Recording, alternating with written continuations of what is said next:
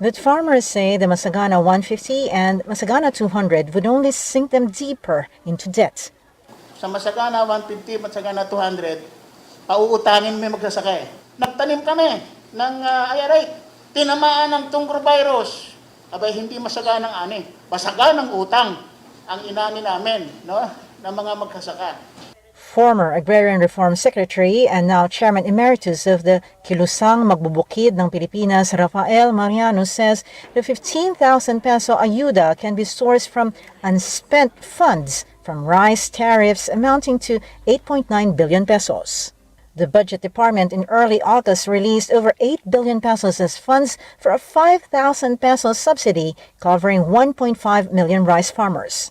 When asked if it can allot more, the agency says it will try to look for other sources. We are in a very tight fiscal position. So yung sabihin, medyo makaunti na lang yung ating legroom kung ito po ay maaprubahan at mai-recommenda po sa Department of Budget and Management. Siyempre po, hanapan naman po natin ang pondo yan as long as meron po tayong excess revenue. Farmers and fishermen huddled in this tiny room somewhere in Quezon City, lamenting rising prices and input costs like fertilizers only make them poorer. It's not just the one-time cash transfer they seek. Their laundry list is long and requires congressional amendments on laws. But they did not. Na para sa amin, hindi ito mangyayari kung wala ding mga kolaborasyon within o sa loob mismo ng ahensya ng gobyerno is RA. The farmers' vows magnify the paradox that those who feed the nation are the ones who often end up hungry. Lois Calderon, CNN Philippines. The Trade and Industry Department confirms it has approved the price hike in some salt products based on DTI's price bulletin. Rock and iodized salt prices are up by as much as 3 pesos and 85 centavos per kilo. The agency explains this is just the first time manufacturers requested price hikes after 4 to 6 years. It also says there is still enough supply of salt in the country. Ang pagtaas ng presyo ng mga ilan na locally manufactured ay dahilan lang po sa kailangan na talaga nilang magtaas over the years. Ngayon lang po ulit sila nagtataas. Hindi po dahil sa shortage natin ng asin. On Monday, Agriculture Undersecretary Domingo Panganiban confirms the country is facing issues with the production of salt. Panganiban said that because of this, the government had to import salt. A milling company in Bukidnon denies hoarding sugar after authorities swooped down on its warehouses. On Tuesday, customs, military, and police officials stormed the Crystal Sugar Milling's facilities in Maramag Town based on intelligence reports that the company was stockpiling sugar. Authorities found over 466,000 sacks of sugar, 264,000 of which were said to have already been sold to traders but have yet to be pulled out from the warehouse. When authorities asked to prove that it was an authorized stock, company officials were not able to present documents at the time. But Crystal Sugar Milling's Vice President Javier Sagarbarria insists the allegations against them are unfounded and unjustified. He says real hoarders are the traders who buy the sugar and manipulate the pricing. Sagarbarria explains of their total sugar production, they only get 34%.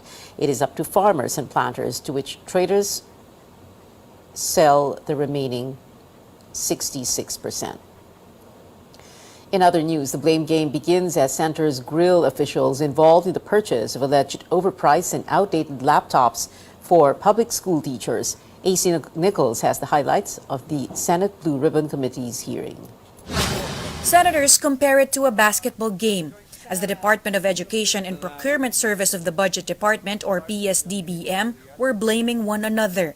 Welcome to the basketball game that we do not see, that we do not get to see. Yan ang nangyayari.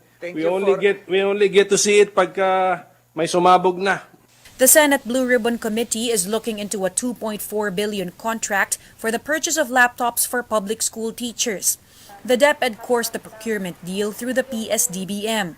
State auditors, however, flagged the transaction as the laptops cost over 58,000 pesos, way higher than the initial estimated approved price of around 35,000 pesos. The DepEd said it was PSDBM that set the final price based on its market analysis. I trusted that the TWG made their due diligence in terms of conducting a price analysis. And nakita ko naman sa mga dokumento based on dito na ganito yung mataas na yung presyo. Due to the price difference, the total number of units purchased went down from almost 70,000 to less than 40,000 pieces. Auditors also noted that the laptops had old processors, which do not match the required technical specifications. Senators said the DepEd should have asked for a better deal. Ito ay Mac-Air. Ito yung presyo ng pinabili mo na entry level para sa mga teachers. So is it incompetence o kakuntsaba ka ng mga taga-DBMPS? Senate Blue Ribbon Committee Chairman Francis Tolentino also pointed out errors in the Memorandum of Agreement between DepEd and PSDBM. The Food and Drug Administration was mentioned at one point, which he says reflects negligence. Siguro dito po nag-uugat yung problema natin. Yung legal department natin ay medyo mahina.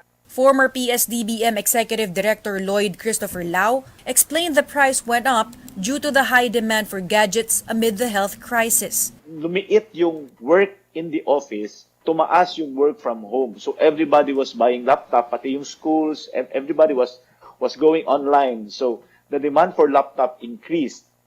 That's the reason why tumaas yung prices. Senators believe there are lapses from the get-go when the PSDBM conducted its market analysis. It would appear one individual from PSDBM's planning division was responsible for selecting possible suppliers for the deal. Engineer Marwan Amil is saying he sent requests for quotes to 6 possible suppliers. However, the senators noted that most of these suppliers could not supply laptops with the required specs. Sa dami ng supplier sa Pilipinas, no one can supply 1.9 gigahertz. Yung 6 lang po yung sinendan ko po. Some senators believe there is corruption involved here. There's one question senators asked: is the PSDBM worth saving, or should it be abolished amid these questionable deals? AC Nichols, CNN Philippines. While the Education Department says the school opening went smoothly, a teachers group disagrees, saying there is still no clear plan for a safe return to in-person classes. ACT Teachers Party List asks DepEd for a, quote, truthful assessment of the educational system to obtain enough funding and create what ACT Party List calls an evidence-based plan for classes during the pandemic. The party list says over half of teachers surveyed in Metro Manila worry about their safety in schools because of COVID. The group also says resources were lacking, resulting in packed classrooms and overworked personnel. DepEd previously said it planned to hire more teachers.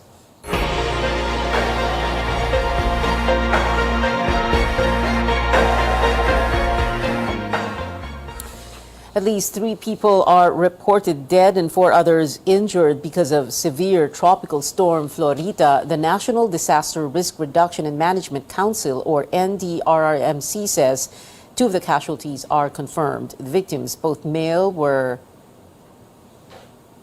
hit by fallen trees, or trees fell on victims in Cagayan and Kalinga. The unconfirmed death reportedly happened in Camarines Sur. Nearly 12,000 families have been affected by Florita. Damage to agriculture is estimated at more than 3 million pesos based on data from the Agriculture Department. Most of the destroyed crops are from the Ilocos region. We head on over to one of the hardest hit regions, Cagayan Valley. Officials still assessing the damage from Florita, but so far it has affected over 2,300 farmers in the capital city of Tuguegarao. Stanley Gaheta has the details. Immediately after the storm, these vegetable vendors near Pinakanawan and Cagayan River are back selling. Talagang pinipilit lang po namin, yun lang po ang pagkabuhayan po namin. Kaya pinipili na lang po namin dito. Kahit medyo mahirap. Hanggang sa digdib yung baha dito sa loob. Putik-putik to, ang daming putik yan. Lahat ng po, nasa daan, putik yan. Galing dito, na tibag yung nasa taas. Pumalik kami para mag-display na kami, saka maglinis. Tuguegarao City is now business as usual days after severe tropical storm Florita hit Cagayan province. However, the agriculture sector is still reeling from the storm as it damaged 38.1 hectares of rice plantation, affecting 40 farmers. More than 2,790 hectares of cornfields were also damaged, affecting 2,300 farmers. Rice and corn are the primary agricultural products of the province. Yung mga nadapa na crops natin, may chance pong makarecover. So may 50% chance naman ng recovery. A few minutes, The mayor is not yet ready to declare a state of calamity as her office is still waiting for the post-disaster assessments from other agencies. The local government plans to use funds allotted for the national state of health emergency in case there is an immediate need to provide aid to affected farmers.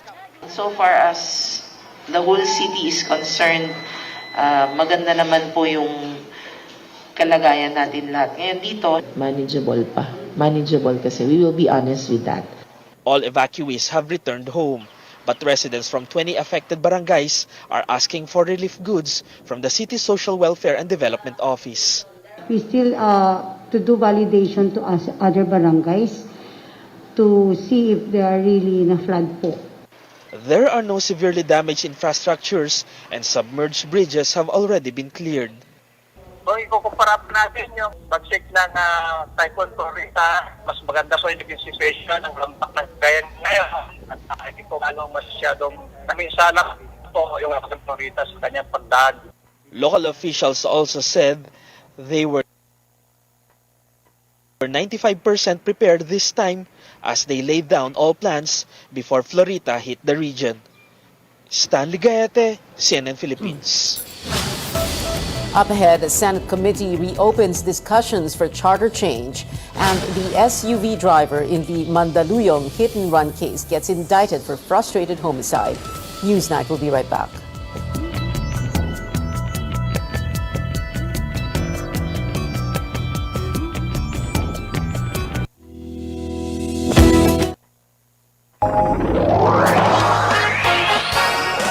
RPN DXKP Pagadian, ang inyong Radyo Ronda. RPN Radio Philippines Network. Radio Philippines Network. Live to the world, pinaagi sa FB page, karon mag-download na. Pinaagi sa Google Play og Apple Store, YouTube og Twitter. Alang sa mas kipakuskan nga mga balita, komentaryo, kasayuran og kalingawan. Ang mas kipakuskan nga inyong Radyo Ronda. Member, kapisanan ng mga broadcaster ng Pilipinas. Welcome back to CNN Philippines. The Senate Committee on Constitutional Amendments takes its first steps towards charter change, or CHA-CHA. Amor Santos has the highlights of the panel's first hearing, led by the committee's chairman, Robin Padilla. Charter change talks started early in the Senate, exactly a month into the 19th Congress. Previously, the chamber was cold to amending the Constitution. But the new chairman of the Senate Committee on Constitutional Amendments, Senator Robin Padilla, is warming up. May isang katotohanang nananaig, mananaig. Ito ang katotohanang tumutugon ang mga Pilipino sa mga pagkakataong tinatawag tayo upang paigtingin, pagbutihin o lalo pang isaayos ang ating saligang batas kung kinakailangan.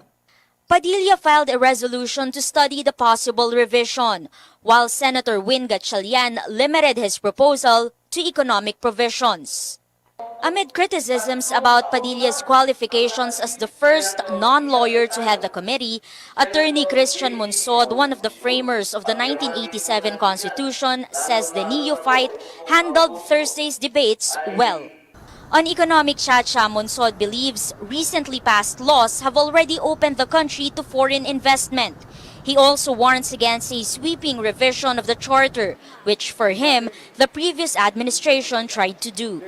We have largely failed in human development, not because of the Constitution, but because we have not fully implemented it, especially its provisions on social justice and human rights and local autonomy. The Constitution is not the problem. it is part of the solution. The Puno Committee is a new constitution. It's not a revision of the constitution. For Monsod, only a few changes are needed, such as allowing tandem voting for president and vice president. While for some advocates, the president should be entitled to a 4-year term with re-election instead of a single term of 6 years. Mas maganda ngayon na maipasa na po natin ito sa simula pa lamang ng Marcos administration para hindi tayo magawa ng issue na ito ay ginagawa lang natin para pahabain ang termino ng Pangulong Bongbong. But Monsod asks, how can a Congress run by political dynasties be trusted with this job? It's a long-distance run of commitment and endurance. But until we get a new generation of leaders who come from the poor, there will be no real change in this country. Pagka ganun po ang susundan natin ay abutin po tayo ng second coming ni Jesus Christ. Hindi po mananalo ang mahirap. Pero dito po, sa komprehensibong pagbabago, binibigyan po natin ng kapangyarihan na magbuo ang mga mahihirap ng partido, tulungan ng Estado. Amor Santos, CNN Philippines. The Jail Management Bureau is looking into a protest staged by more than 100 inmates at an Iloilo jail over food. The inmates climbed the roof of the building Wednesday, with some of them holding placards calling for the removal of the warden.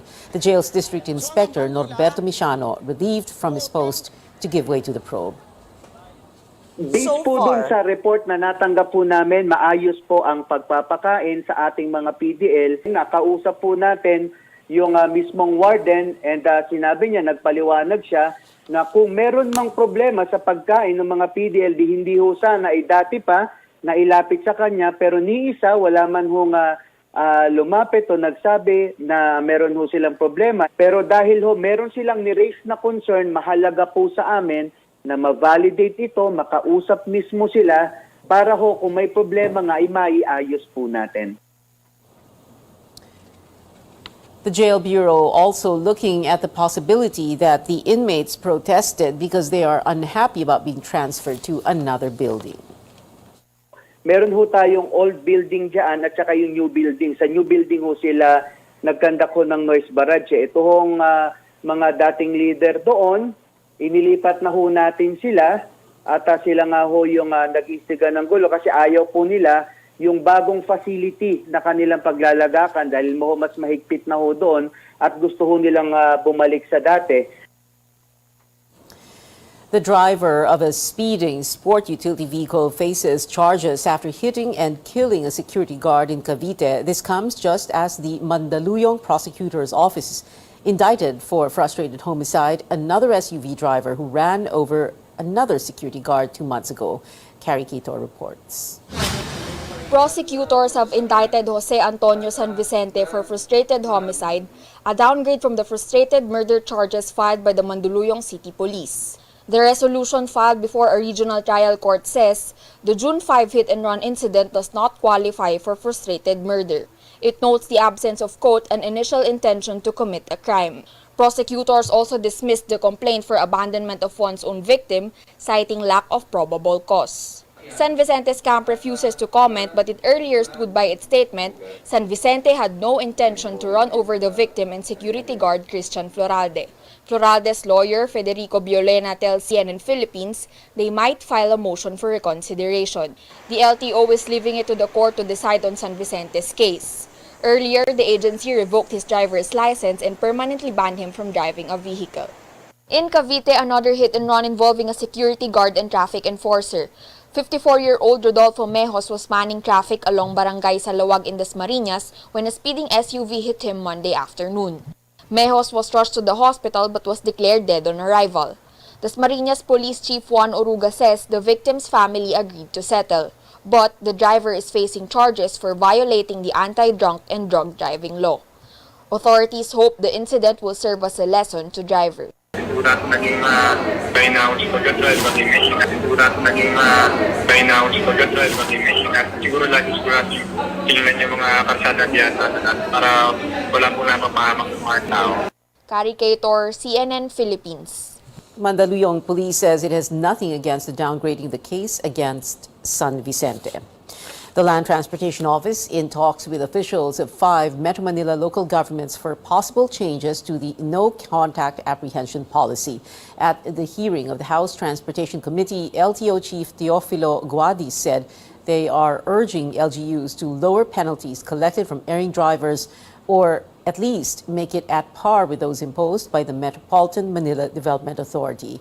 Transport Assistant Secretary Guadis clarifies the LTO merely tags motorists apprehended through the NCAP and that it is up to local governments to decide on how to implement the policy. For the public utility vehicles, as of this time, we are trying to craft a module wherein the penalty should be given to the driver, not to the operator of the motor vehicle. It should be much, much lower than the fees being charged by the LGUs. As of this time, our inclination is that even if it has already been tagged, but the summons has not been served yet on the motor vehicle owner, we will allow registration, we will allow renewal of the license. We will only tag after the due process has been given. The LTO also says it can resolve the backlog on motor vehicle license plates by the first quarter of next year, 2023, using 8 machines to manufacture them. Guadis adds the LTO is up to date in issuing license plates for vehicles bought this year. Owners can get them in 5 to 7 days if the dealers submit documents promptly. The Philippines has the most stressed workers in Southeast Asia. That's based on global analytic firm Gallup survey taken in 2021. Mental health organization Mind Nation lists COVID-19 fears and financial pressure as two of the biggest factors for work stress. But Chief Wellbeing Officer Asa Fusingan says Filipino culture also plays a role. There's the limit in terms of our resiliency levels. So might as well in terms of our culture here in the Philippines, there's still that high stigma surrounding people who express their mental health concern. And for that matter, the stressor not being addressed in terms of personal levels, which could impact the way they work. Fusingan adds it's crucial for workers to have a management that listens to them and promotes a safe space so they can seek help.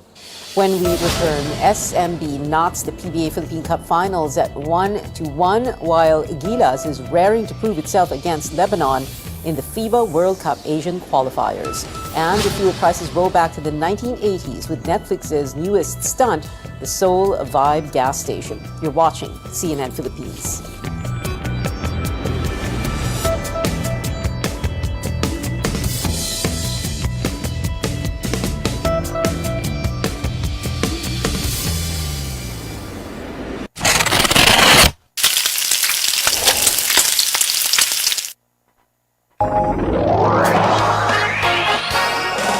RPN DXKP Pagadian.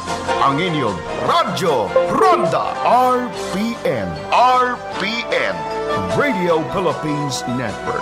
Radio Philippines Network. Live to the world pinaagi sa FB page karon. Mag-download na pinaagi sa Google Play og Apple Store, YouTube og Twitter. Alang sa mas kipakuskan nga mga balita, komentaryo, kasayuran og kalingawan. Ang mas kipakuskan nga inyong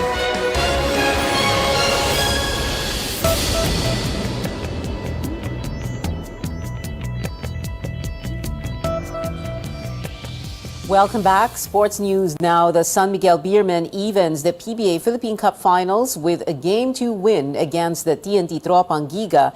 TNT almost caught up with a 6-0 run, but San Miguel held on to cap off the victory at 109-100 at the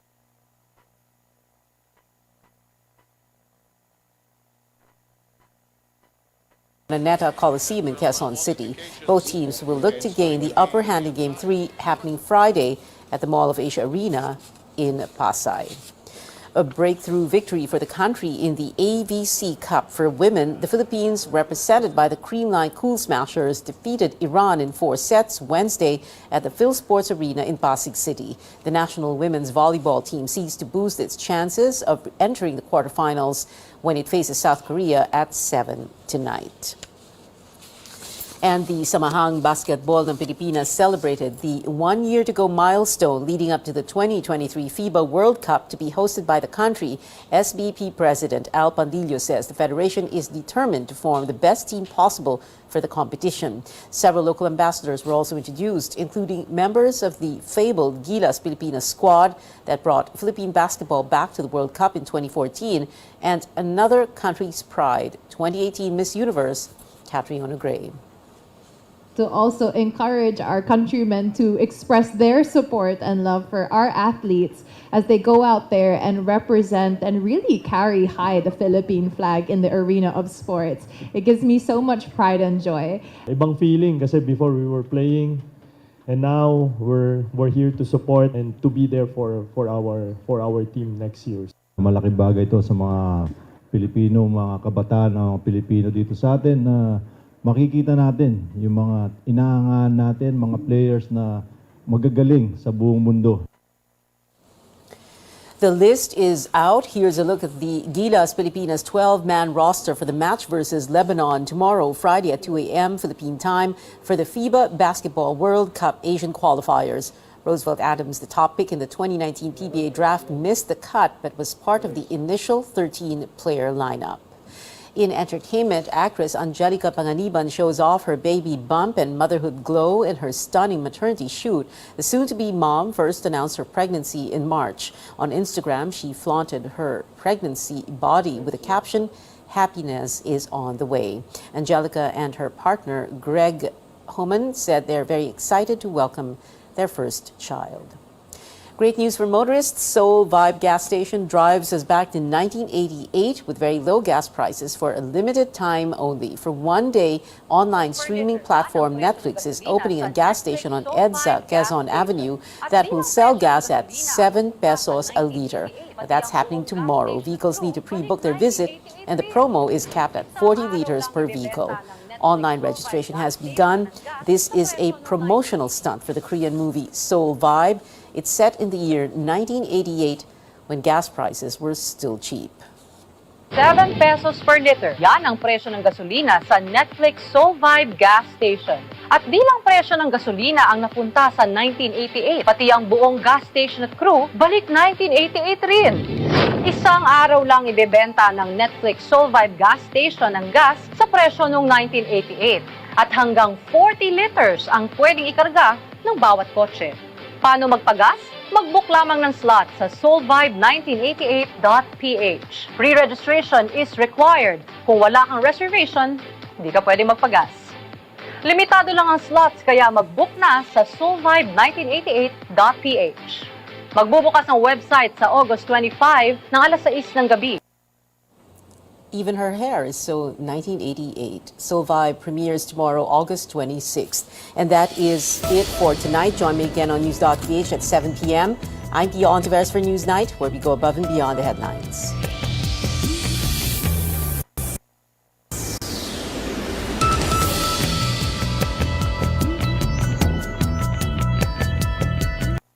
This program is brought to you. Presumptive President or President-elect Bongbong Marcos's days as an ordinary citizen will soon come to an end. The same goes for his running mate, presumptive Vice President Sara Duterte, who will serve as the country's next Education Secretary. The Senate and House of Representatives convening a joint Congress to form the National Board of Canvassers for the two highest elected positions of the land, ignoring a petition at the Supreme Court to cancel BBM's Certificate of Candidacy. Now, in this episode, we will walk you through the canvassing process and why it matters.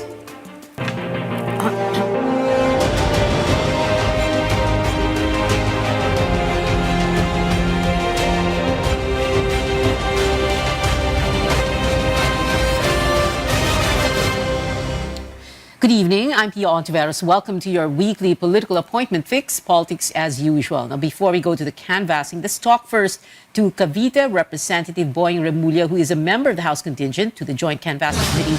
But at the same time, and this is really why we're speaking to him tonight, he has just been named as Justice Secretary of the Marcos Cabinet. Good evening, Congressman Boying. Remulla. Can we begin with this? So you're a re-elected. You want a fresh term as congressman. What's going to happen to your position? Who's going to take your place? What happens next? Via the law, under the law, there are two options here. One is a caretaker can come in to deliver the funds to my district, whatever funds are allocated by the government, and the other one is for a special election to be called, which might be better because it will just be the beginning of my term, and there's a lot of time left. 3 years is a long time. That to have no representative in Congress. That's why, well, hopefully, we'll be able to work out a special election for my district.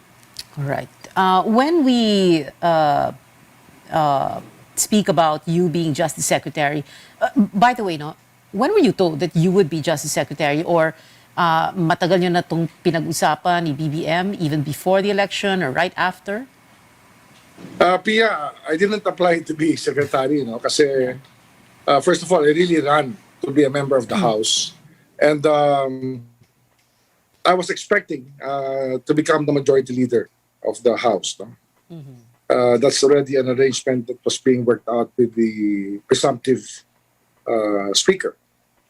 But actually, 2 or 3 days after the elections, I was called by the president-elect to his home, and we had a conversation where he told me that he wanted me to serve as his Justice Secretary. And Pia, as a lawyer, I can tell you it's every lawyer's dream to attain the rank or status, but it's not the point. The point is really to be able to help the government run things. Probably my leadership style might be compatible with the leadership style of the president. And it's just a dream for me to be able to serve in this capacity. And with the problems the country has, somebody has to step up, and I'm willing to take a challenge for this. Can you give us an idea of what you're going to be doing as Justice Secretary? Like, what kind of program? What are you going to focus on? Are you going to, for example, look very well into the prosecutorial service? Other DOJ programs? Well, the DOJ is a very, very big department, Pia. First of all, what do you have there? You have the Land Registration Commission. We have the National Bureau of Investigation, Bureau of Corrections and Criminology, and so many other offices. I mean, name it, the DOJ participates in every government activity. So there's so much to do. And the most important thing probably is the rate of prosecution, acquittal and conviction that is happening right now, where there are jails, when we talk about overcrowded jails, it's because of the slow pace of justice.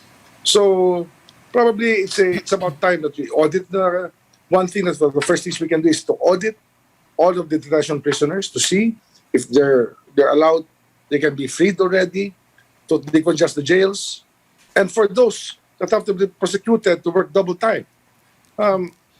Pia, there's a saying, may sinasabi nga, and justice for all. Eh dapat dito ang hustisya para sa lahat talaga, sa mayaman at sa mahirap. Ang nangyayari, ang nagdudusa talaga, yung hindi masyadong, yung walang kaya sa buhay. Kaya kinakailangan bigyan natin ng pag-asa ang taong bayan. Ang hustisya ay naroon para sa lahat. Para sa lahat, mayaman, mahirap, lahat ng Pilipino ay dapat magkaroon ng hustisya.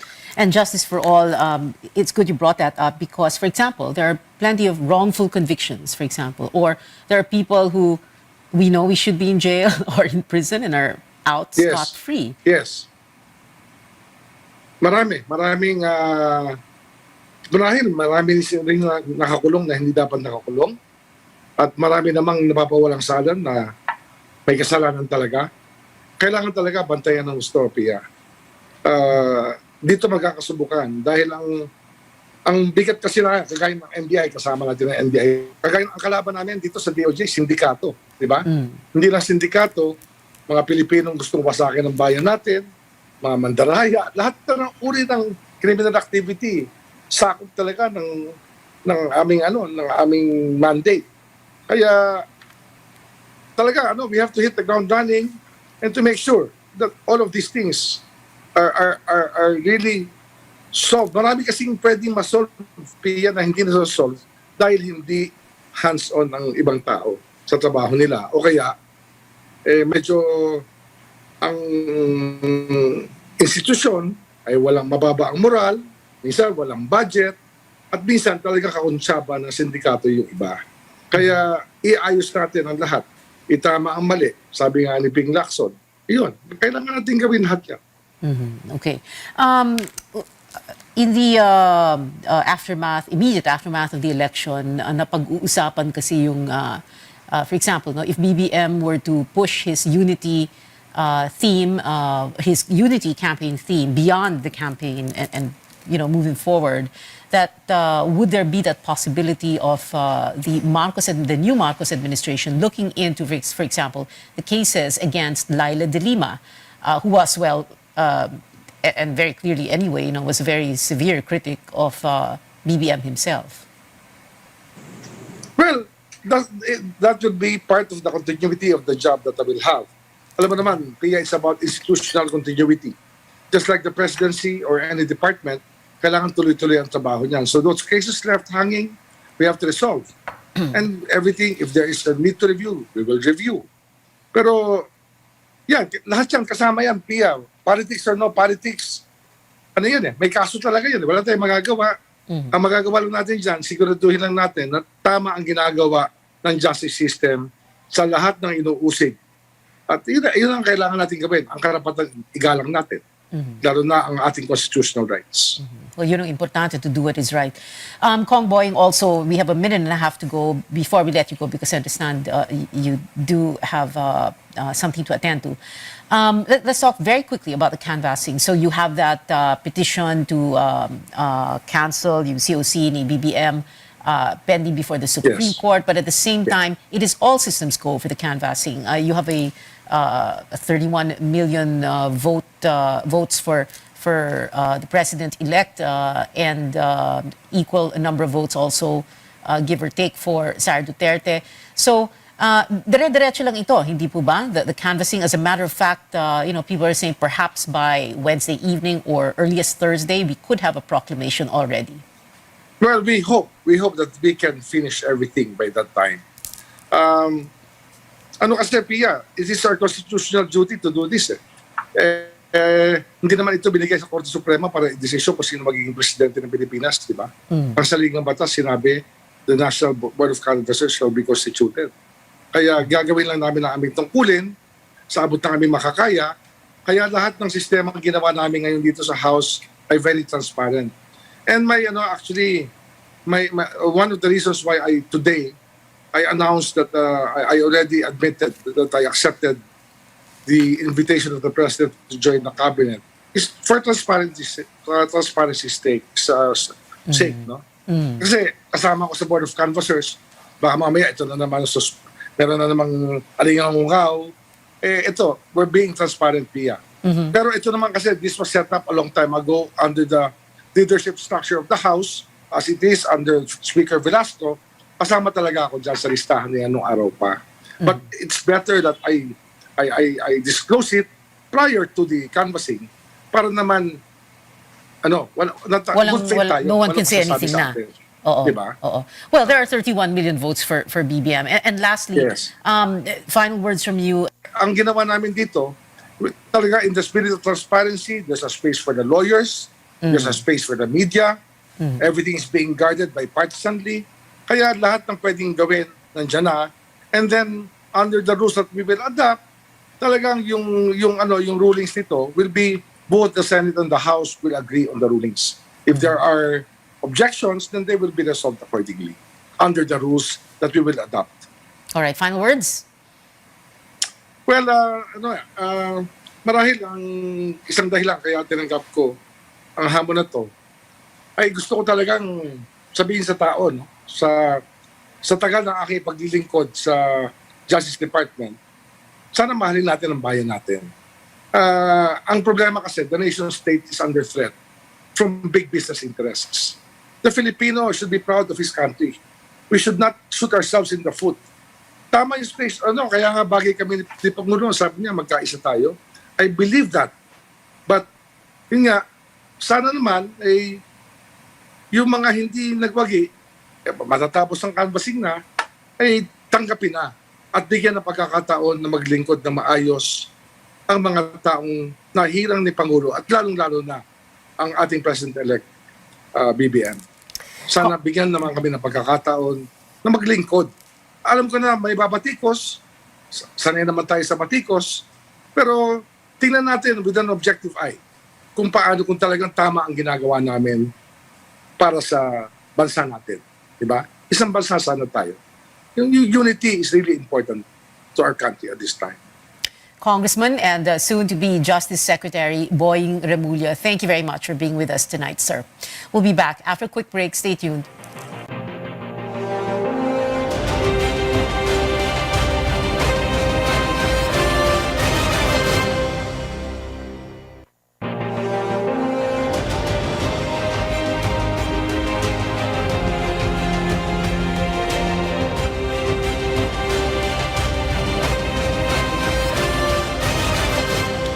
Welcome back. This is Politics as Usual, expeditious, transparent, and credible. That is how House Speaker Lord Alan Velasco is describing what is expected to be the canvassing process for the 2022 presidential and vice presidential elections. Now, before we begin, here are the members of the House contingent to the Joint Canvassing Committee.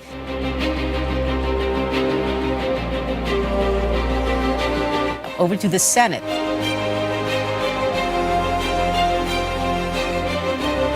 And the team that binds our lawmakers together, Senate Secretary Myra Marie, House Secretary General Mark Leandro Mendoza, and House Sergeant at Arms Brigadier General Rodelio Hoxon. Now, our guest is former Senate Secretary Lutgardo Barbo. Secretary Barbo was Senate Secretary when Neni Pimentel was Senate President. That was back in 1998 to 2001. And in 2016 to 2018, when it was Kanene's son, Coco's turn to be SP or Senate President. Secretary Barbo, good evening. Thank you very much for joining us on the show. Although you were not Senate Secretary at the time of the canvassing for any of the national elections, whether it was 92, 98, 2004, 2010, or 2016, you did have that experience when it comes to congressional canvassing. Can you do a little bit of reminiscing for us? And, at the same time, describe the differences? Because dati manual tayo, and then ngayon, automated, since 2010, automated. Number one, hindi na masyadong makikita sa automated yung mga mali-mali na mga sinusulat. Halimbawa, tatanungin, hindi yan, yung boto na yan ay para sa ganitong tao. Except siguro kung sabihin na may idem sonams or identity of ballots, identity of names, idem sonams. At saka, ngayon, mabilis na dahil sineshade na lang.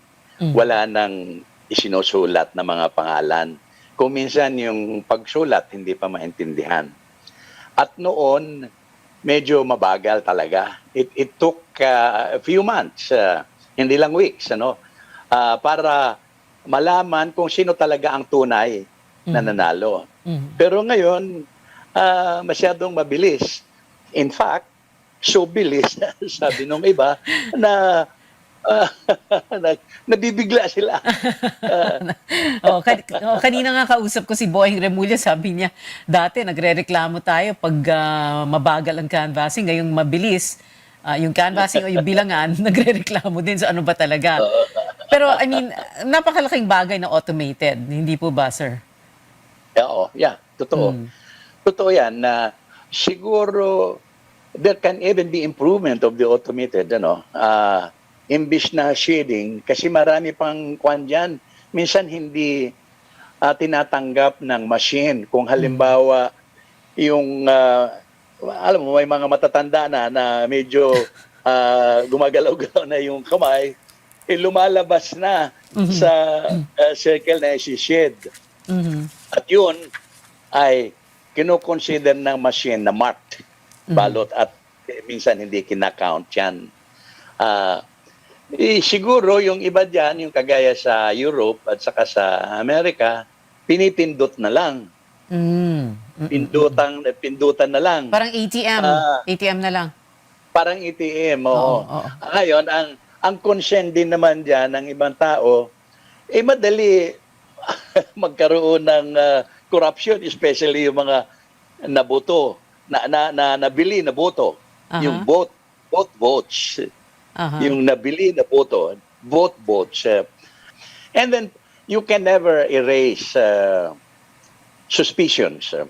Some of the suspicions are reasonable, and some are totally baseless. But perhaps the prime consideration is the counting, and of course the vote honest, safe, and was it an exercise of sovereignty, not a prostituted vote as a result of bribe money, yung mga ganon. Okay. Well, You know, Yeah, Secretary, so when we say congressional canvassing, of course, hindi ang balota ang tinitingnan ng Senate and House in joint Congress ng National Board of Canvassers, but yung mga certificates of canvass, and yun yung in-inspect, and yun yung nagiging basis ng congressional canvassing, no? When we think about that, you know, what should people expect in the next few days? Pia, I think people should expect to find monotony in that because alam na nila kung sino ang nanalo. Yes. Alam na nila kung sino ang nakalalamang. In fact, alam na nila kung sino ang number 2, sino ang nag-number 3. Kasi sa COMELEC ay yan ay hindi naman na-proclaim, ano? Yan ay ano ba tawag yan? The COMELEC counted yan. Yes. Now, but the COMELEC has no authority to proclaim the presidential and the vice presidential. Hanggang senatorials lang sila. Because under the Constitution, kailangan ang the National Board of Canvassers, yung Senate at saka House, ang magpro-proclaim ng winning presidential at saka vice presidential So, candidate. Secretary, Kaya monotonous yan. Secretary Barbara, we're just going to have to take a very quick break. More when we return. This is Politics as Usual.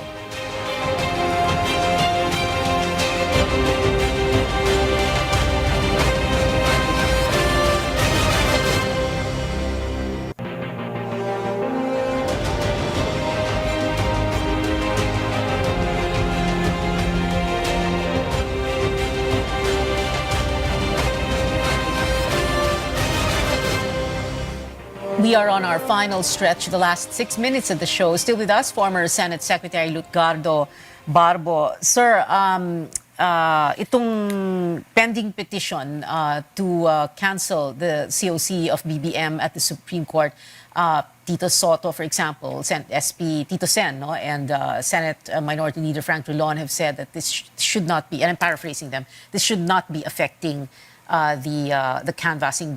Matutuloy yung canvassing, it won't really matter in the end. Is that how you see it also? Dapat diretso lang tayo sa canvassing? I think so. Kasi under the Constitution, sinasabi na not more than 30 days, dapat i-convene yung National Board of Canvassers. In other words, the Senate and the House are under obligations to organize themselves and check into the winners of the presidential and vice presidential candidates. And whatever the Supreme Court decides on, whether it does or does not cancel the COC of BBM, it will not impact on the work of the House and the Senate. Or, siguro more correctly, if the Senate does, if the Supreme Court does say now, all right, we're going to cancel the COC of BBM, medyo we have a problem there, right? But do you see Okay. that happening? That could plunge us in the constitutional crisis, wouldn't it? It depends on the Constitution and in the conviction of the members of the Supreme Court. Remember, they were appointed by the president, the incumbent president, and dito sa Pilipinas, hindi pa yata nawawala yung utang na loob. Okay, Kaiba. sir, what are you saying? That you think that they should cancel his COC? What are you saying?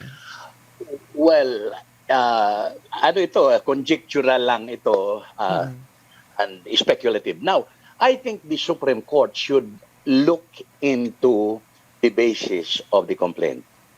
Halimbawa lang sabihin nila na ay dapat siya ma-disqualify because he violated the law because up to now Bongbong, or you do not want to call him Bongbong, BBM, is a convicted criminal. And he is under the judicial records of the judiciary natin, he's a convicted felon. And we should be guided by that. Yeah. But how do But we... on the other hand, Sige po, kayo muna. on the other hand, baka naman sabihin, teka muna, kalaki-laki ng lamang o boto niya, 31 million. You simply want to erase that number of votes, right or wrong, boto yan ng mga tao. But there is... I think, Yes, of course, definitely the fact should be looked into. But there is, like you brought it up yourself, there is that question, 31 million votes for BBM, an overwhelming amount of votes that we've never seen in history. And then, ang laki ng lamang niya kay Lenny. Di ba? So, paano yun Parang, does that make it, parang bang nagiging political question na ito? And then, paano... how will the Supreme Court step into the fray, so-called, di ba? Because people have voted. You have 31 million Filipinos voting for BBM. Less than half of that number voting for the second placer, Lenny. And then the Supreme Court coming in and saying, well, he's a convicted, let's cancel his COC. That should have happened before, long before. And then there is also the question, long before he ran for president, he ran for Congress, ran for governor, ran for the Senate. And tuloy-tuloy lang siya. No one questioned him at that point. So, paano to? Yes.